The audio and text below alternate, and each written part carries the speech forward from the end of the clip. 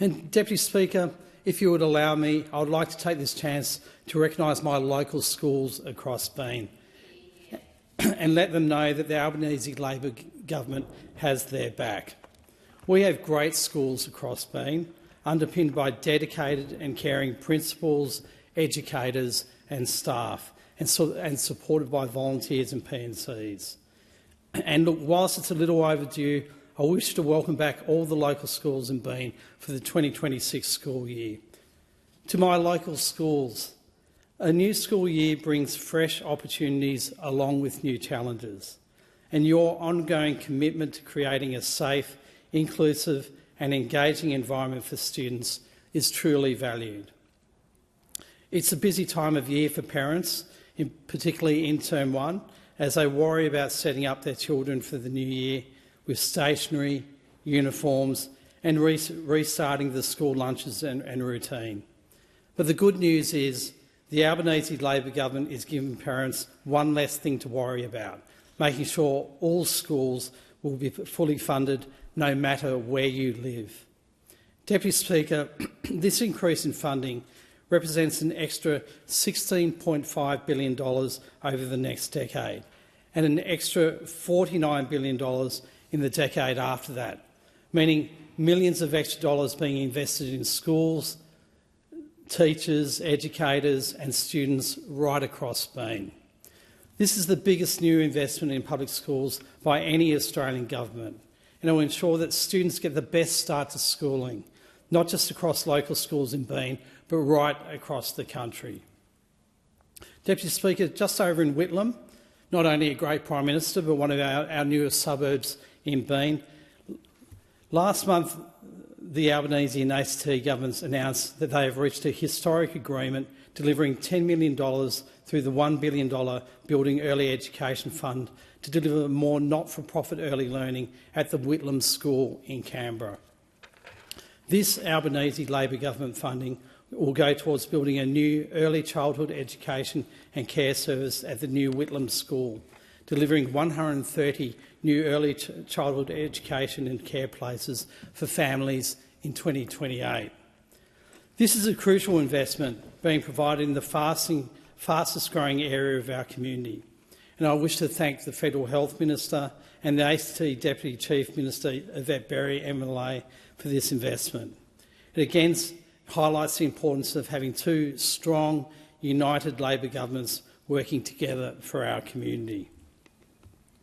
Deputy Speaker, over the last month, the ACT Federal Labor team have been out welcoming back students to campuses and talking to them about how the Albanese Labor government is supporting all aspects of the tertiary education system.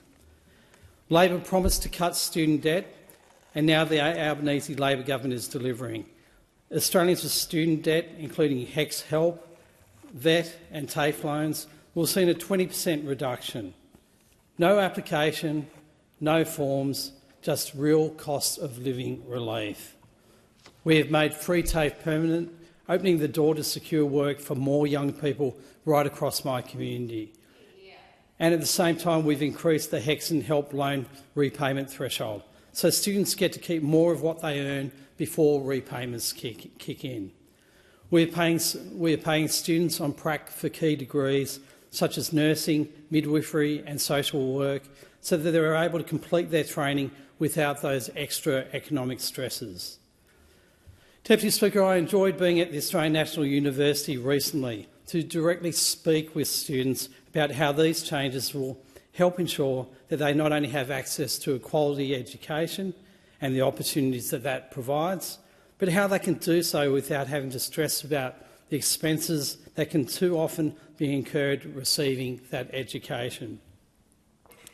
Deputy Speaker, I also want to talk a little more about what the Albanese government is doing to assist those taking up a trade, because as we all know, the only way we can build Australia's future is by investing in those that will be the ones building that future. We are boosting support for apprentices, delivering a $10,000 bonus to housing construction and clean energy apprentices so more tradies can finish their training under the Key Apprenticeship program. I was able to hear firsthand last month how this funding is making a real difference on the ground. I was able to meet with Liam and Max, apprentices working in my electorate of Bean, last month at a building site in Torrens, and hear about how this program and other government incentives have enabled them to get on with their training. When asked what he was going to be able to use the KAP for, Liam said that he would be using it to buy new tools so that he could be more useful on site and learn new skills, to service his car and to help cover rent, to help cover the cost of living while he trains to develop the skills that will help build our community. Max said that the incentives have already come in handy for him and spoke about how it takes a weight off your shoulders when you know as an apprentice you're going to be buying tools and a vehicle for work. And that is really handy to have the support from the government to progress with your apprenticeship and get the things that you need. Paul, Managing Director of Exceed Homes, who employs these two apprentices, echoed these sentiments and reinforced that the structure of the program, with payments being spaced out over the program, means that there is assistance there to ensure that apprentices get through their apprenticeship and can see the light at the end of the tunnel. I would not only like to thank Paul and the team for having me on site, but also for the work that they do right across the community.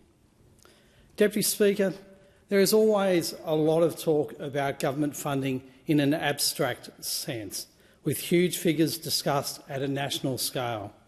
But this is what these numbers mean in my local community. These are real, practical changes that have been provided to my community. These are real, practical improvements to the hip pocket, delivered to the hip pocket right across my community. Real, practical improvements to the lives of those in my community. Deputy Speaker, it is these changes and these stories that are why I am passionate about continuing the work that we started in our previous term. The Albanese Labor government has introduced a broad range of supports and programs to address the cost of living, and we know that there's more work to do in 2026, and we're committed to doing more of the same.